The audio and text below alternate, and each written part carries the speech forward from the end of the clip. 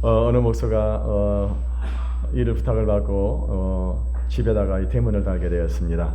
대문을 달아가지고 이제 문 빗장을 달게 되는데, 빗장을 어디다 달았느냐? 밖에다가 단 것입니다.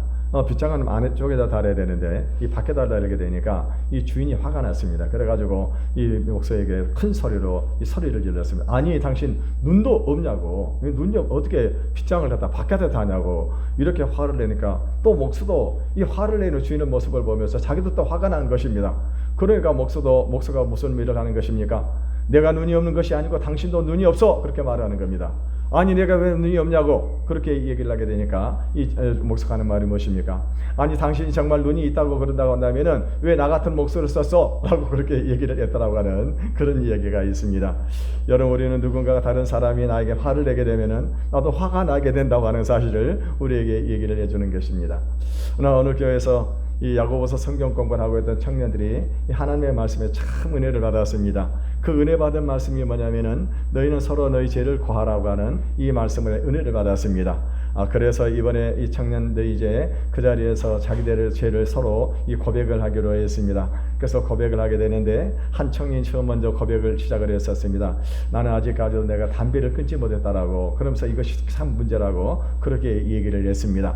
그러니까 다른 청년이 또 하는 얘기가 뭐냐면은, 나도 사실 문제가 있는데 그게 뭐냐면은 나는 이성관계가 복잡하다고, 그러면서 난 이성의 문제가 아직도 복잡해가지고 해결을 못하고 있다라고 그렇게 얘기를 했습니다. 그랬더니 다른 한 친구도 또 얘기를 하는 것입니다. 나는 사실 좀 얘기하기가 좀 부끄러운 얘기인데, 그게 뭐냐면은 나는 아직도 이 도백의 습관이 있어가지고 그것을 버리지를 못하고 있다고. 사실 내가 아직도 교회 와서도 내가 한 번씩 슬쩍 이렇게 남의 것을 훔친다라고 그렇게 고백을 했습니다.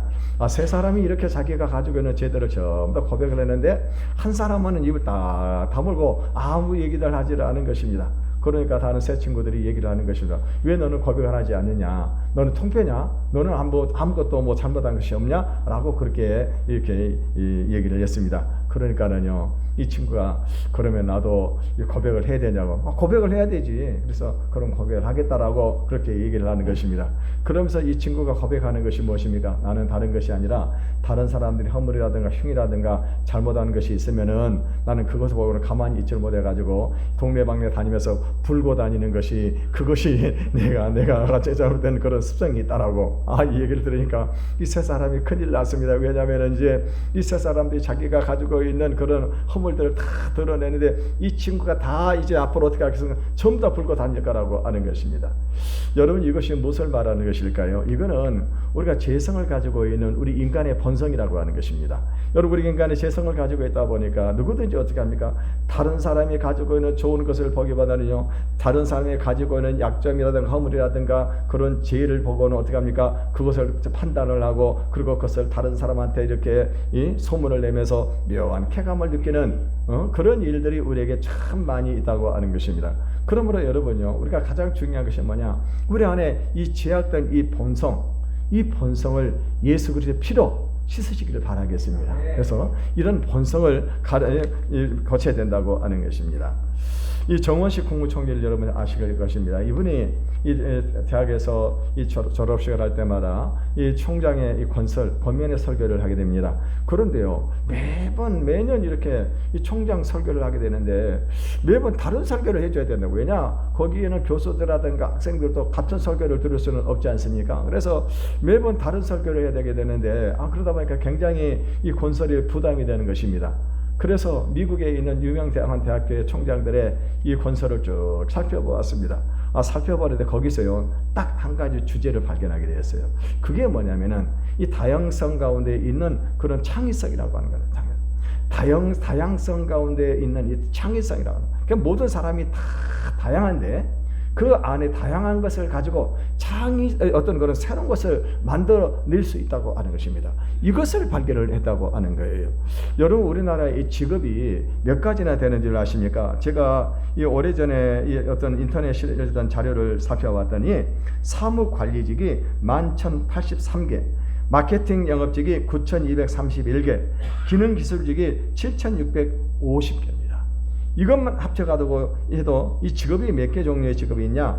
27,964개의 직업이 있다고 하는 것입니다. 그러니까 이것 외에도 엄청난 그런 많은 직업들이 있다고 하는 것입니다. 여러분, 우리는요 아주 이 다양한 그런 사회를 잘 살아가고 있습니다. 이 다양한 사회 세계 속에 살아갈 때 우리가 다양한 세계에서 우리가 이 성공적인 삶을 살아갈 수 있는 비결이 뭐냐? 그거는 다른 사람들의 이 다양성을 인정을 해주는 거라고 하는 것입니다.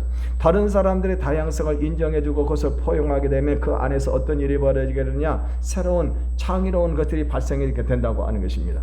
여러분, 이것은 교회도 마찬가지입니다. 여러분, 우리 교회는요 우리가 같은 하나님을 섬기고 같은 신앙의 목적을 향해서 나아가고 있지만은 교인들 간에는 서로 다른 것들이 얼마나 많이 있는지 모른다고 하는 것입니다. 여러분, 우리 교회는 우선요 성별이 다른 남자가 있고 여자가 있고요, 또 나이도 다 다릅니다. 그리고 뿐만이 아닙니다. 이 교인들 가운데 직업도 다 다양하고 성격도 다 다양하고 그리고 취미도 다 다른 것을 우리가 알 수가 있습니다. 이렇게 다양한 사람들이 모이는 곳은 아마도 교회가 가장 많을 거라고 하는 것입니다. 이런 다양한 사람들이 모이다 보니까 다양한 의견들이 표출이 되고 이 의견들을 하나로 합쳐가지고 앞으로 나아간다고 하는 것이 결코 쉬운 일이 아니라고 하는 것입니다. 그러다 보니까 서로 뜻이 잘 안 맞게 되면은 갈등이 일어나고 분쟁이 일어나게 된다고 하는 것입니다. 이것 때문에 어려움을 겪고 있는 교회들이 얼마나 많은지 모르는 것입니다. 이 사도 바울 당시에 이 로마 교회가 바로 이런 여러 가지 문제가 있었습니다. 여러 가지 그 문제가 있었는데 그 문제 중에 오늘 본문에는 두 가지 문제를 다루고 있는데 그게 뭐냐면 먹는 문제, 또 하나는 뭐냐면은요 나를 지키는 문제, 이 두 가지 문제가 있었습니다. 먼저 우리가 이 먹는 문제에 대해서 어떤 일이 벌어지고 있었는지 살펴보도록 하겠습니다. 2절에서 3절의 말씀을 같이 읽어보겠습니다. 시작. 먹을 만한 믿음이 있고 믿음이 연약한 자는 채소만 먹느니라. 먹는 자는 먹지 않은 자를 없인 여기지 말고 먹지 않은 자는 먹는 자를 비판하지 말라. 이는 하나님이 그를 받으셨음이라.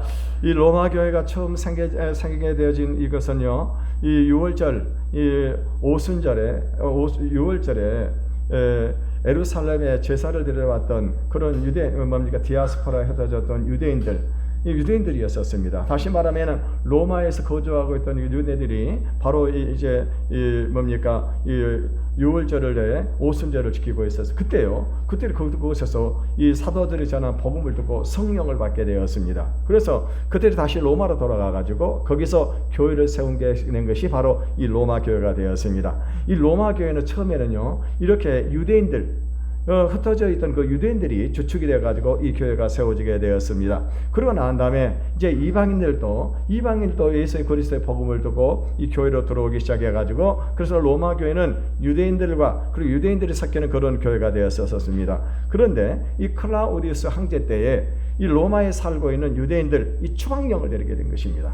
그러니까 로마에 살고 있던 모든 유대인들은요 로마에서 다 살지 못하고 다른 곳으로 이주를 하게 되어졌었습니다. 그러니까 로마 교회는 누구만 남게 되었어요? 이방인들만 남게 되어졌다고 하는 것입니다. 그런데 여러분, 이방인들은요 이 먹는 문제에 대해서는 아주 자유로웠었습니다. 그들은 율법을 잘 알지 못했기 때문에 무엇이든지 다 잘 먹었었습니다.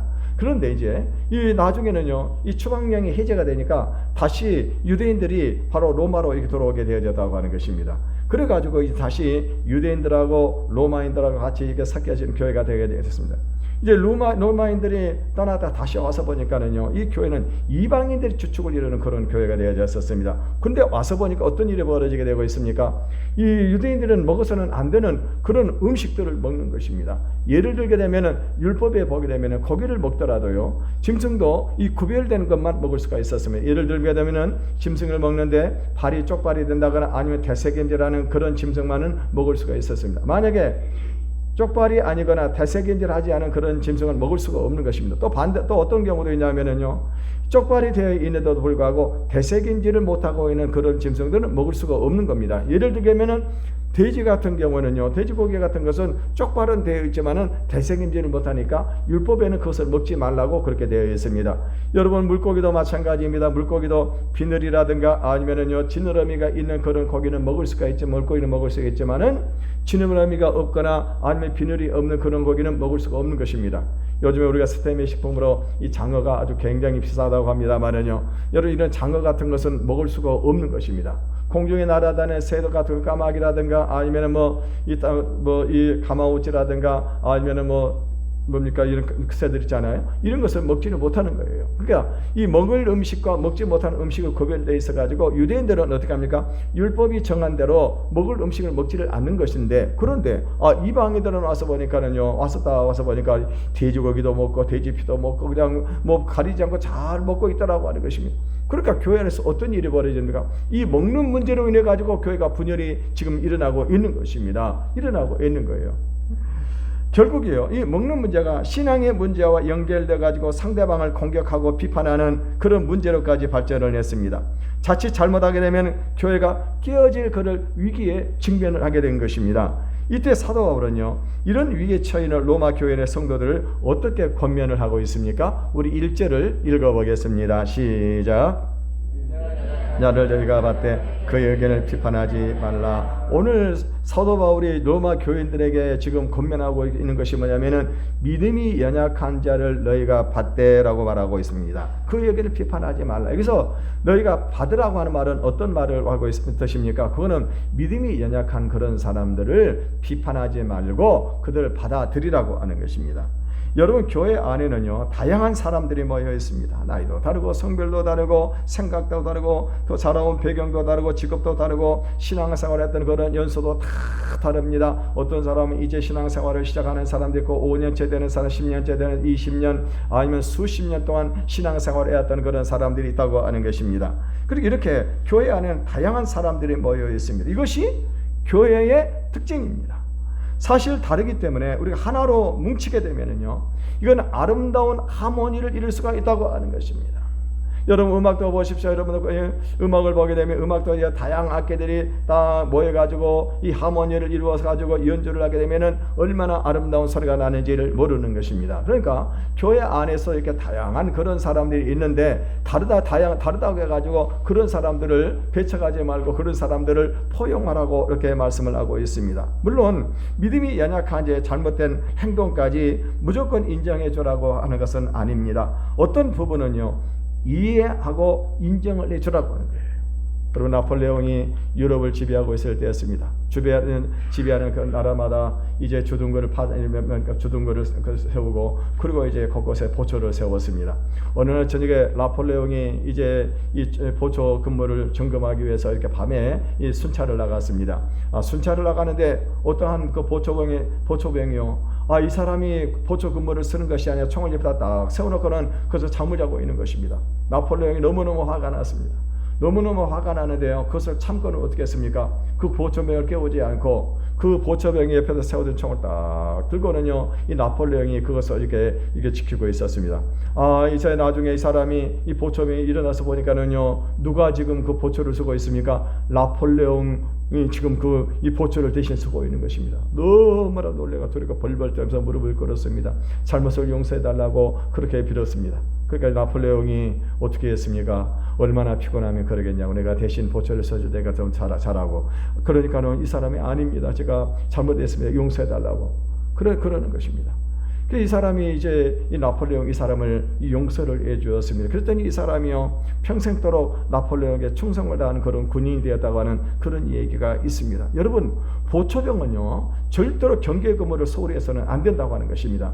경계 근무를 소홀히 하게 되면 어떤 일, 군법에 넘어가게 되고 군법에 들어가게 되면 재판을 받고 어떻게 합니까? 감옥에 들어가는 그것이 일상이라고 하는 것입니다. 그런데 나폴레옹은 어떻게 했을까? 이 사람이 잘못을 했지만 그 사람의 잘못을 용서하고 그 사람을 이해를 해줬다고 하는 거예요. 그래서 잘못인 것을 알지만은 이해를 해주게 된 것입니다. 사도 바울이 지금 오늘 본문에서 강조하고 있는 것은 뭐냐면은 비판하지 말고 사랑으로 받아들이라고 하는 거예요. 왜 그럴까요? 그들도 하나님이 다 받아주셨다고 하는 것입니다. 저는 여러분요, 저하고 집사람은요 달라도 너무너무 다른 것 같아요. 저희하고 집사람은 뭐 피부색부터 다릅니다. 저는요 잘 구워진 고구마처럼 까무잡잡하게 생겼습니다만은 저희 집사람은 피부가 뽀얗게 하얀 그런 피부입니다. 그래서 그런지 몰라도요 자동차도 저는 까만 색깔을 좋아하는데 저희 집사람은 어떤 색깔을 좋아하느냐, 하얀 색깔을 좋아하더라고요. 여러분 집에서 설거지를 할 때 저희 집사람은, 저는 무엇부터 설거지, 작은 그릇부터 이렇게 설거지를 시작을 합니다. 그런데 저희 집사람은 큰 그릇부터 설거지를 하더라고요. 아니 옷걸이에다 옷을 걸어도 보게 되면 저는 옷걸이에 오른쪽으로 다 걸어서 놓는데 저희 집사람은 어떻게 그러냐면 왼쪽으로 딱 걸어 놓더라고요. 여러분 저하고 저희 집사람은 너무너무 달라요. 생각하는 것이 거의 다릅니다. 그런데 여러분 그게 잘못된 것일까요? 아니에요. 그거 다른 것입니다. 다른 것은 잘못된 것이 아니라고 하는 것입니다. 그렇다면 어떻게 될까요? 우리가 서로 상대방의 그런 것들을 받아들이고 이해하면 어떻게 합니까? 아름다운 가정을 이룰 수가 있는 것입니다. 근데 그것이 잘못됐다라고 말을 하게 되면 어떻게 합니까? 그 가정은요 이 불화가 넘치고 깨어질 수밖에 없다고 하는 것입니다. 여러분은 이처럼 교회 안에도 서로 생각이 다를 수가 있습니다. 그렇다고 해서 비난하고 비판을 한다고 한다면 교회가 하나 될 수가 없습니다. 하나는 우리 모두를 다 용납하시고 다 받아주셨습니다. 그러므로 우리는요 다른 사람의 생각을 받아들이고 용납을 해야 된다고 하는 것입니다. 여러분 아시아에서 최고 부자가 누구냐? 리자창이라고 하는 이 사람입니다. 이 사람은 자기 개인 재산이 약 30조가 넘는 그런 엄청난 재산을 가지고 있고, 그래서 우리 아시아에서 최고의 부호입니다. 이 홍콩에서 1달러를 사용을 하게 되면 5센트가 이 사람의 수중으로 들어간다고 하는 것입니다. 이 사람은요 이 기부금도 어느 정도 되느냐, 아시아에서 제일 많이 3천억 정도를 기부를 했다고 하는 것입니다. 그럼에도 불구하고 이 사람은요 5만원짜리 미만의 구두를 신고 10만원짜리 미만의 양복을 입고 다니고요, 그리고 또 비행기를 타더라도 항상 이코노미석을 타고 다닌다고 하는 것입니다. 그렇다고 해가지고 그렇게 여러분도 그렇게 살라고 하는 그런 말은 아니에요. 분복을 누리며 사시기를 바라겠습니다. 근데 이 사람은 어떤 사람이었느냐, 아주 가난한 사람이었습니다. 세탁소에 점원으로 있던 그런 사람인데 이 사람이 어마어마한 부자가 되었어요. 근데 이 사람이 지금요 이 사람이 이렇게 부자가 되면서 그 사람이 남겼던 유명한 이야기가 있습니다. 그게 뭐냐? 6불합 7불교라고 하는 말입니다. 6불합이라고 하는 것은 뭐냐? 6가지 사람들하고는 합치지 말라고, 함께하지 동업을 하지 말라고 하는. 7불교라고 하는 말은 무엇이냐? 7가지 사람들하고는 교제를 하지 말으라고 하는 것입니다. 그 중에서 이런 사람들과는요, 이런 사람을 멀리하라고 하는 내용 7가지를 소개를 해드리겠습니다. 첫째는 뭐냐? 자기 주장만 강요하는 사람은 피하라고 하는 거예요. 이런 사람의 피를 말리라고 하는. 두 번째는 뭐냐면은 불평 불만이 많은 사람에게는 나쁜 기가 옮겨간다고 하는 거예요. 그런 사람은요. 세 번째 뭐냐? 불효자와는 상종을 하지 말라고 하는 것이. 이런 사람들은 배은망덕한 짓을 할 수 있다고 하는 것입니다. 부모에게 불효하는 사람이 어떻게 신의를 지킬 수 있겠냐고 하는 것입니다. 네 번째는요, 크게 해도 될 소리를 귀에다가 대고 하는 이런 사람들은 간신형이라고 하는 거예요. 간신형이다. 다섯 번째, 남을 비판하는 사람을 조심하라. 다른 곳에 가서 나도 비판을 한다고 하는 거예요. 여섯 번째, 큰 돈을 벌게 해주겠다고 접근한 사람, 이 사람 조심하라고 하는. 저 그렇게 큰 돈 벌 수 있으면 자기가 버는 것이지 왜 남에게 권유를 하겠냐고 하는 것입니다. 일곱 번째, 툭 하면 화를 내는 사람, 이런 사람을 가까이 하다가는 화를 입는다고 하는 거예요. 오늘 우리가 성경 본문과 비교해 보게 되면요, 자기 주장만 강요하는 사람, 자기 불평불만이 많은 그런 사람, 남을 비판하는 그런 사람, 이런 사람은 가까이 하지 말라고 하는 거예요. 여러분 중요한 것은요, 자기 생각이 절대적이라고 자기 생각을 고집하게 되면은 절대로 하나 될 수가 없다는 것입니다. 하나님께서 받아주셨다면 우리도 받아줘야 되는 것입니다. 하나님께서 용서해 주셨다고 한다면은 우리들도 용서를 해주라고 하는 것입니다. 4절을 읽어보겠습니다. 시작. 남의 하인을 비판하는 너는 누구냐? 그가 서 있는 것이나 넘어지는 것이 자기 주인에게 있음에 그가 세움을 받으리니 이는 그를 세우시는 권능이 주께 있습니다. 여러분, 우리가 신앙생활을 하면서 신앙생활에 실패하기 쉬운 그것이 뭐냐? 그거는요, 다른 사람을 자신의 잣대로 비판하는 것입니다. 물론 다른 사람이 하는 말이나 행동이 자기 마음에 들지 않을 수가 있다고 하는 것입니다. 그런데 다른 사람을 비판하는 것은요, 그 사람의 인격을 모독을 하는 것입니다. 왜냐? 사람은 같은 사람이 한 사람도 없고 모두가 다 다르다고 하는 것입니다. 결국 다른 사람을 비판하는 소리는요, 상대방에게 반드시 전달되게 되어 있습니다. 여러분, 우리가 말해 낮에 하는 말은 새가 듣고 밤에 하는 말은 뭐가 듣는다고 그랬어요? 쥐가 듣는다고 그랬어요. 여러분, 참 어리석은 사람이 어떤 사람이야? 내가 하는 말이 상대방에게 들리지 않을 거라고 생각하는 이 사람 진짜 어리석은 사람이에요. 내가 하는 좋지 않은 말은 반드시 상대방의 귀에 들어가게 되어 있어요. 참 이상하죠. 그래서 여러분, 우리는요, 절대 다른 사람을 비판해서는 안 됩니다. 이 비판 때문에 어떻게 합니까? 사람과의 관계가 깨져버리는 거예요. 하나님께서 우리에게 복을 주실 때는 어떻게 복을 주세요? 사람과의 관계를 통해서 우리에게 복을 주시는 것을 믿으시기를 바라겠습니다. 사람과. 그러니까 내가 다른 사람 비판하면 어떻게 해야 됩니까? 그 비판하는 순간 반드시 그 사람에 가면은 그 사람과 관계가 깨져버리면 복을 받지 못한다. 그 사람을 통해서 주신 복을 받을 수가 없다고 하는 것입니다. 오늘 본문에 남의 하인을 비판하는 너는 누구냐? 이렇게 묻고 있습니다. 여기서 비판한다고 하는 말은 무슨 뜻이냐? 헬라어로는요, 크리네테라고 하는 말인데 심판자라고 하는 그런 뜻을 가지고 있습니다. 네가 무엇인데 다른 사람을 심판하냐고 하는 거예요. 심판하냐고 하는 것입니다. 오늘 우리들이 꼭 기억해야 될 것은요, 우리 인간은 한 사람도 완벽한 사람이 없다는 사실입니다. 우리는 누구든지 다 부족한 부분이 있습니다. 만일 그것을 드러내고 헐뜯게 된다고 한다면은 어떻게 될까요? 교회는 하나 되지 않습니다. 여러분, 그러면은요, 그건 하나님 기뻐하는 일이 아니라고 하는 겁니다. 여러분, 우리 인간은 다른 사람을 비판할 수 없습니다. 오직 우리 인간을 비판하시는 분은 누구냐? 하나님 한 분밖에 없다고 하는 것입니다. 그래서 오늘 본문에 보면 그가 서 있는 것이나 넘어지는 것이 자기 주인에게 있음에 그가 세움을 받으리니 이는 그를 세우시는 권능이 주께 있음이라고 말씀을 하고 있습니다. 우리가 민수기 12장에 보게 되면요, 모세가 자기 아내 미리암이 죽고 난 다음에 이제 구수여인을 취해가지고 아내로 삼았습니다. 그랬더니 형 아론과 여동생이 누굽니까? 미리암이죠. 모세 아내는 시보라죠. 내가 잠깐 그랬습니다. 모세 아내 시보라가 죽고 난 다음에 형 아론과 이 여동생 미리암이 이 모세를 비난을 했습니다. 그 비난했더니 어떤 일이 벌어집니까? 미리암이 문둥병에 걸려버리고 하나님이 저주를 내려가지고 문둥병에 걸린 거예요. 왜 내 종을 네가 심판을 하냐? 네가 판단하느냐고 하는 거예요. 저는 오늘 우리 여러분 참 조심해야 될 것이 보면은요, 우리 함부로 다른 사람을 비난하거나 판단해서는 안 된다고 하는 것입니다.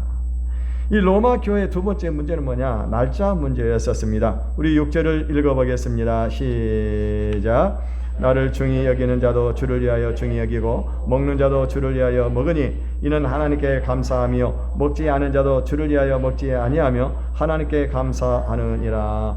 여러분, 원래 유대인들은요, 금요일 날이 이 안식일을 어떻게 지켰느냐? 이 토요일 날이 안식일인데 금요일 날 저녁부터 다음 날 토요일 날 저녁까지 이렇게 안식일을 지켰었습니다. 그런데 예수님께서 십자가에서 우리의 죄를 대속하시고 죽으셔가지고 다시 부활한 날이 언제였습니까? 일요일 날이었었습니다. 그래서 이제 이 예수 믿는 그 그리스도인들은요, 이 토요일 날 모이는 것이 아니고 주일날, 일요일 날을 주님의 날로 정하고, 그리고 이 날을 이제 어떻게 했습니까? 안식일 날로 모이기 시작을 했었습니다. 왜 그런가? 이 구약 성경의 모든 이런 절기라든가 날이라든가 이런 것들은요, 바로 이 예수 그리스도의 모형으로 주어진 그런 날이었다고 하는 것입니다. 그래서 예수님께서 십자가에서 죽으심으로 말미암아 우리에게 참 안식을 주셨기 때문에, 그래서 예수님께서 부활하신 그날을 참 안식일로 지키게 되어졌다고 하는 것입니다. 그런데 지금 초대교회 안에 어떤 일이 벌어졌습니까? 어떤 사람들은요, 토요일 날을 안식일로 지켜야 된다. 또 반대로 이제 새로 예수를 믿기 시작하는 그런 사람들은 주일 날을 안식일로 지켜야 된다라고 하는 이 날짜의 문제, 절기의 문제, 이런 문제들이 초대교회 안에서 일어나면서 이 다툼이 생기게 되어졌다고 하는 것입니다. 여러분, 이게 모든 것들은요, 구약 성경에서 있었던 이 날과 절기 이런 모든 것들은요, 바로 실제이신 예수님이 오심으로 인해져서 그것이 다 폐하게 되어진 것입니다. 우리 골로새서 2장 16절에서 17절을 읽어보겠습니다. 시작.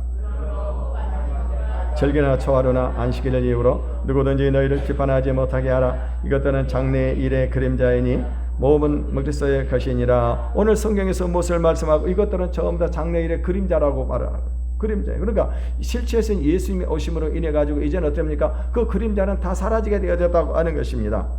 이 예수님은 죽으실 뿐만 아니라 부활하셨습니다. 그러므로 주님은 우리가 매여 있는 모든 제도의 쇠사슬을 끊어놓으시고 우리에게 참된 자유를 주셨습니다.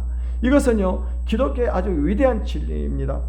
믿음이 강한 사람은 이 사실을 분명히 믿습니다. 그래서 로마 교회 안에도 이 사실을 확신하는 그런 사람은 어떻게 했습니까? 그 믿음이 남다른 데가 있었다고 하는 것입니다. 그런데요, 이 로마 교회 안에 믿음이 없는 그런 사람은 어떻게 합니까? 여전히 날을 지켜야 된다, 절기를 지켜야 된다, 그래야만이 자기들 마음이 편안하다고 생각을 하는 그런 사람들이 있었다고 하는 것입니다.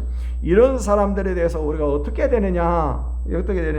오늘 성경에 보니까 각각 자기 마음에 확정을 하라, 이렇게 자기 신앙의 양심에 따라서 그것을 정하고 그대로 신앙생활을 하라고 하시잖아요. 신앙의 양심에 따라서. 그러면 어떤 분들은 목사님께서 분명히 이제는요, 내 믿음의 분량대로 가라고 하셔서 이제부터 나는 내 마음대로 행동하고 그리고 내 마음대로 살겠습니다 라고 생각을 하실 수도 있을 것입니다. 그런데 그렇지 않습니다. 우리 그리스도인들에게는 삶의 원리가 있습니다. 그게 뭘까요? 6절의 말씀을 읽어보겠습니다. 6절입니다. 6절 한 번 더 넘겨보세요. 시작. 나를 중히 여기는 자도 주를 위하여 중히 여기고 먹는 자도 주를 위하여 먹으니 감사하며 먹지 않은 자도 주를 위하여 먹지 아니하며 하나님께 감사하느니라. 오늘 본문에 반복되고 있는 단어가 있습니다. 그게 뭡니까? 주를 위하여라고 하는 말씀입니다. 주를 위하여 날도 지키고 주를 위하여 음식도 먹으라고 하는 것입니다. 이 말씀을 쉽게 말하게 되면은 우리가 믿음의 분량대로 우리가 소신껏 할 수 있지만 그것이 주님을 위한 것인지 아닌 것인지를 생각을 하라고 하는 것입니다. 우리가 돼지고기도 먹을 수 있고 선지국도 먹을 수가 있습니다. 술도 먹을 수 있고 담배도 먹을 수가 있습니다. 그러나 이 목적이 뭐냐고 하는 것입니다. 그거는 주를 위해서 그것을 먹으든지 마시든지 하라고 하는 것입니다. 여러분, 또 우리가 주일날 예배를 드릴 때도 마찬가지예요. 1부 예배도 2부 예배도 3부 5 예배도 있습니다. 그러니까 그것은 여러분 아무데나도 자기가 원하는 대로 예배를 드릴 수가 있는 것입니다. 꼭 교회 안에서 이 예배당에서만 모여서 예배를 드릴 수 있는 것도 아니고 때로는 야외에 나가서도 예배를 드릴 수가 있는 것입니다. 근데 목적이 뭐냐? 주님을 위하는 것이냐고 하는 거예요. 주님을 위하는 것이냐. 여러분, 주님께서 우리를 핏값으로 사셨기 때문에 엄밀하게 말하면 우리 몸은 우리 것이 아닙니다. 주님의 것입니다. 그러므로 우리 마음대로 살아서는 안 됩니다. 사도 바울이 한마디로 정리한 말씀이 무엇입니까? 우리 고린도전서 10장 31절을 읽어보겠습니다. 시작. 너희가 먹든지 마시든지 무엇을 하든지 다 하나님의 영광을 위하여 하라. 여러분, 이것이 말씀의 원리예요. 우리가 무엇을 하든지 다 하나님의 영광을 위해서 살라고 하는 것입니다. 7절에서 8절도 읽어보겠습니다. 시작. 우리 중에 누구든지 자기를 위하여 사는 자가 없고 자기를 위하여 죽는 자도 없도다. 우리가 살아도 주를 위하여 살고 죽어도 주를 위하여 죽나니 그러므로 사나 죽으나 우리가 주의 것이로다. 여러분은 무엇을 먹든지 마시든지 무엇을 하든지 다 주님의 영광을 위해 사시기를 바라겠습니다. 주님을 위해서 사시기를 바라겠습니다. 세상 사람들이 나를 위하라고 외칠 때 우리는 무엇을 외쳐야 될까요? 주님을 위해서라고 우리는 외칠 수 있어야 된다고 하는 것입니다. 그런데 우리가 주위를 살펴보게 되면은 저 형제가 저 자매가 과연 주를 위해 살고 있는가? 저 집사님 저 권사님이 정말 제 삶이 이 주를 위해서 사는 것인가? 때로 보게 되면은 우리 주변에 보면은요, 주를 위해 살지 않은 것 같고 이 아름답지 못한 그런 삶을 사는 그런 형제 자매들 그리고 직분자들이 있다고 하는 것입니다. 여러분, 그래도 우리가 알아야 될 것이 뭐냐? 그런다 할지라도 우리는요, 그걸 따질 필요가 없습니다. 따지지 말아야 되는 것입니다. 판단을 누구에게 맡기라고요? 주님께 맡기라고 하는 것입니다. 별로 바람직한 그런 모습이 눈에 보이지 않는다 할지라도 그 판단을 하나님께 맡겨야 된다고 하는 거예요. 왜냐? 우리의 판단이 불완전할 수 있다고 하는 거예요. 어느 날 원숭이가요, 길가를 지나 강가를 지나가게 되는데 강을 딱 쳐다봤더니 물고기들이 그 안에서요 파닥파닥거리면서 거기 발버둥 치고 있는 것입니다. 이 원숭이가 생각해 큰일 났다. 이 물고기들 바다 물에 빠져가 다 죽게 생겼구나. 그래가지고 원숭이가 물에 들어가 하루 종일 이 강에 있는 그 물고기 건져가 전부 다 모래바닥에 다 던져놨었습니다. 자기는 열심히 이 물고기를 살려준다고 열심히 하루 종일 일을 땀을 흘리는데 결과는 어떻게 났어요?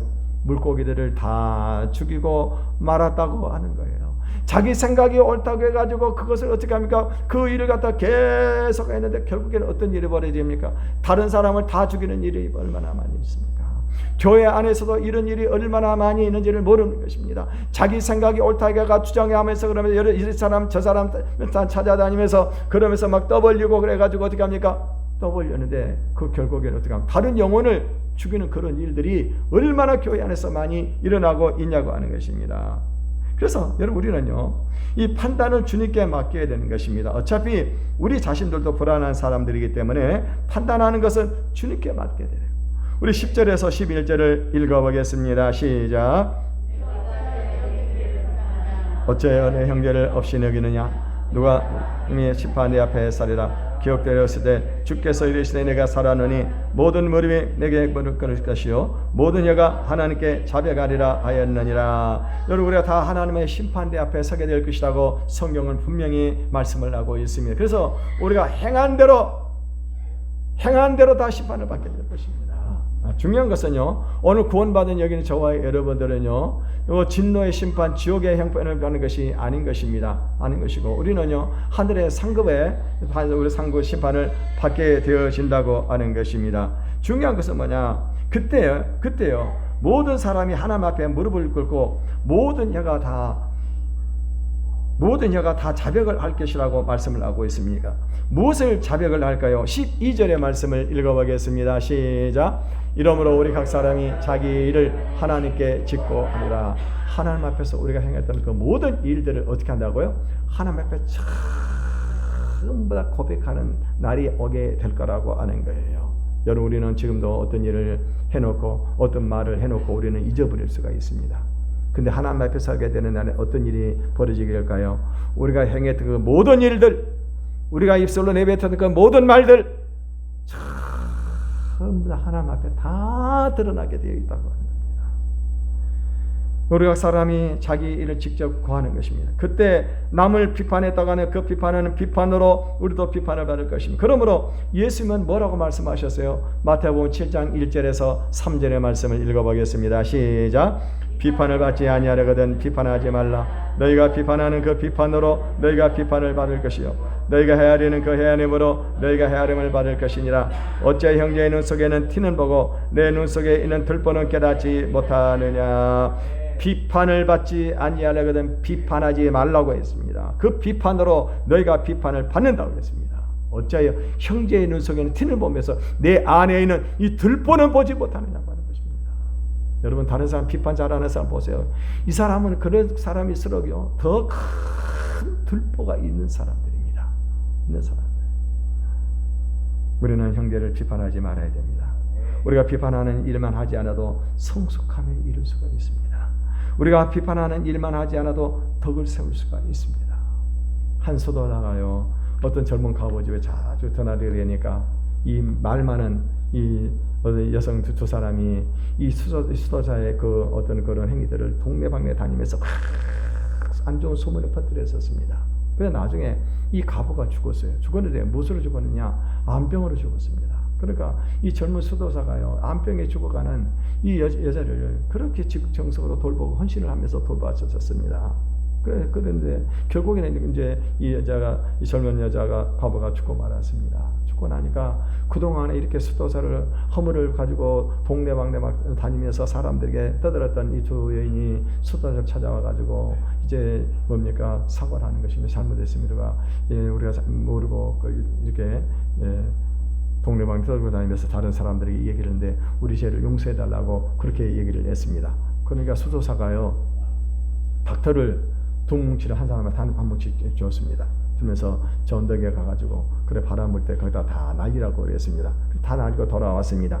돌아오니까 이 수도사가 다시 이 여인들에게 얘기를 하게 되는 것입니다. 가가지고 그 날렸던 그 닥터를 다시 다 주워오라고 그러는 것입니다. 그러니까는요 이 두 여인이 하는 말이 무엇입니까? 이 달렸다 바람 날려가 버린 닥터를 어디 가가지고 어디서 찾아가지고 그것을 찾아오겠냐고 하는 것입니다. 그러니까 수도사가 하는 말이 무엇입니까? 수도사가 잘못을 용서해 주는 것은 문제가 없는데 한번 내뱉은 말은 다시 담지 못합니다. 한번 내뱉은 말은 다시 담지를 못합니다. 우리 결론을 한번 읽어보겠습니다. 13절입니다. 시작. 그런즉 우리가 다시는 서로 비판하지 말고 도리어 부딪힐 것을 형제 앞에 두지 아니하도록 주의하라. 우리 따라서 한번 해봅시다. 다시는 비판하지 말자. 한 번 더 합시다. 다시는 비판하지 말자. 두 번 해갖고 안 되겠죠. 다시 한번. 다시는 비판하지 말자. 그래도 또 할 거요? 또 할 거요? 한 10번 해야 될까요? 한 번 더 할까요? 하지 맙시다. 하지 말고. 이제 다시는 우리 예수 믿는 사람들은 인격과 성품의 변화가 일어나야 돼요. 그렇죠? 성품이. 그게 뭘까요? 다른 사람을 내 잣대로 비판하고 판단하지 않는 것입니다. 여러분, 살인은요 한 사람만 죽입니다. 그런데 험담은 세 사람을 죽인다는 말이 있어요. 어떻게 죽일까요? 험담은 첫째는 자기 자신을 죽이고 그 주의 말을 듣고 있는 이 사람을 죽이는 것입니다. 또 한 사람 누굴까요? 그 험담하는 상대방 세 사람을 죽게 한다고 하는 것입니다. 여러분, 남을 판단하는 것은 내 권한이 아닙니다. 하나님의 고유 권한입니다. 우리가 결코 하나님을 대신할 수가 없습니다. 판단은 하나님께 맡기고 따뜻한 사랑으로 이해해주고 서로 격려해주는, 그래서 아름다운 교회 공동체가 되시기를 주님의 이름으로 축원을 드리겠습니다. 이 시간 우리 찬양을 한 곡 부르고 기도하는 시간을 갖겠습니다.